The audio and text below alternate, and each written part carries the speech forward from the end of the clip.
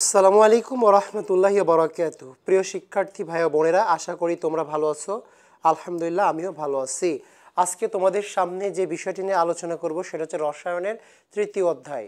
আজকের আলোচনার বিষয়টি কি? রসায়নের তৃতীয় অধ্যায়। দেখো, রসায়নের তৃতীয় অধ্যায় আলোচ্য বিষয় হচ্ছে পদার্থের গঠন। আজকের আলোচনার বিষয় হচ্ছে পদার্থের গঠন। আমরা জানি পদার্থ কি, সেটা আমরা অবশ্যই জেনেছি। যার নির্দিষ্ট আকার আছে, ভর আছে, আয়তন আছে, বা বল প্রয়োগে বাধা সৃষ্টি করে অবস্থানের জায়গা দখল করে, এবং যার আণবিক আকর্ষণ শক্তি অনেক বেশি, তাকে বলা হচ্ছে পদার্থ। আমরা জানি। তো পদার্থের আজকের আলোচনার বিষয় গঠন। পদার্থ মূলত দুই প্রকার। একটা হলো, আমরা জানি যে মৌলিক পদার্থ। একটা হলো কি? মৌলিক পদার্থ। আর আরেকটা হলো কি? যৌগিক পদার্থ। ঠিক আছে, যৌগিক পদার্থ। তো আমরা আজকে আলোচনা করব মৌলিক পদার্থ কি এবং যৌগিক পদার্থ কি। খুব ভালো করে বুঝতে হবে। তোমরা অবশ্যই জানো যে সোনা, রূপা, লোহা এগুলো এগুলো কি, যখন তুমি ভাঙবে, এগুলো ভাঙলে দেখা যাবে যে সেখানে ওইগুলো ছাড়া অন্য কোনো কিছু পাওয়া যাবে না। রূপা এবং লোহা এর ক্ষেত্রেও একই বিষয়। যদি আমরা কি করি, এই রূপা অথবা এই লোহাকে ভাঙি, ঠিক আছে, লোহাকে যদি আমি কি করব, ভাঙলে এই রূপা এবং লোহা ছাড়া অন্য কোনো মৌলই পাওয়া যাবে না। সেটা হলো মৌলিক পদার্থ। আচ্ছা, আমি আরেকটু ভালোভাবে সংজ্ঞাটা বলছি। কি দেখো, যে পদার্থকে ভাঙলে, সংজ্ঞাটা হচ্ছে কি, যে পদার্থকে ভাঙলে ওই পদার্থ ছাড়া অন্য কোনো, যে পদার্থকে ভাঙলে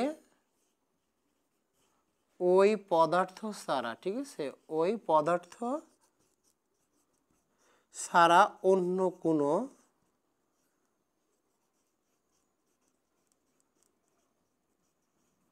পদার্থ পাওয়া যায় না, পাওয়া যায় না, তাকে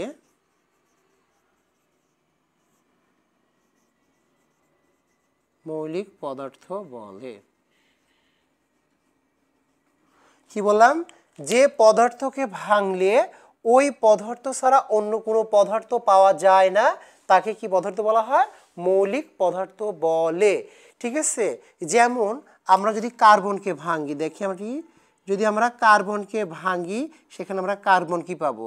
যদি আমরা অক্সিজেন, ঠিক আছে, যদি আমরা অক্সিজেনকে ভাঙি, সেখানে আমরা দেখবো যে কি অক্সিজেন রয়েছে। যদি আমরা নাইট্রোজেনকে ভাঙি, ঠিক আছে, যদি আমরা নাইট্রোজেনকে ভাঙি, তাহলে সেখানে আমরা পাবো কি? নাইট্রোজেনই পাবো। ঠিক আছে, যদি আমরা সালফারকে ভাঙি, তাহলে সেখানে আমরা কি পাবো? সালফারই পাবো। তাহলে যে পদার্থগুলোকে ভাঙলে ওই পদার্থ ছাড়া অন্য কোনো পদার্থ পাওয়া যায় না, তাকে বলা হচ্ছে কি? মৌলিক পদার্থ। ক্লিয়ার? খুব ভালো করে বুঝতে হবে।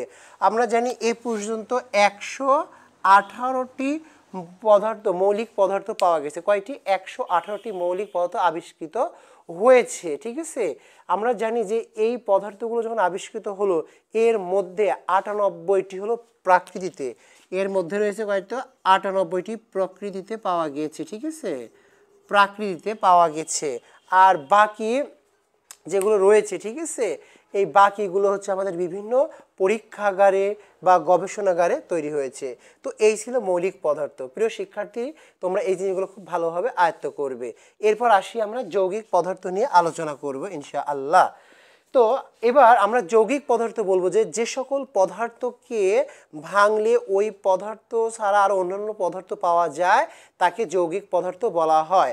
আর একটু সংগ্রহে বলতে পারি যে যে সকল পদার্থকে, এবার আমরা বলবো কি পড়বো কি, এবার যৌগিক পদার্থ থেকে আসি। যে সকল পদার্থকে ভাঙলে ওই পদার্থ ছাড়াও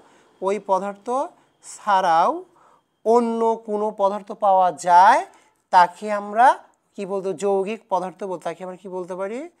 যৌগিক পদার্থ বলতে পারি। ঠিক আছে, এই তো। তাহলে যে পদার্থকে ভাঙলে ওই পদার্থ ছাড়াও অন্য কোনো পদার্থ পাওয়া যায়, তাকে যৌগিক পদার্থ বলে। তাকে কি পদার্থ বলা হয়? যৌগিক পদার্থ বলে। এটা ছিল সুন্দর একটি সংজ্ঞা। আবার আমরা বলতে পারি যে কি যে সকল পদার্থ দুই বা ততোধিক মৌলিক পদার্থ পাওয়া যায়, অর্থাৎ যে সকল পদার্থকে ভাঙলে দুই বা ততোধিক মৌলিক পদার্থ পাওয়া যায়। লিখি একটু, যে সকল পদার্থকে ভাঙলে, ঠিক আছে, যে সকল পদার্থকে ভাঙলে দুই বা ততোধিক কি পদার্থ পাওয়া যায়, দুই বা ততোধিক মৌলিক পদার্থ পাওয়া যায়।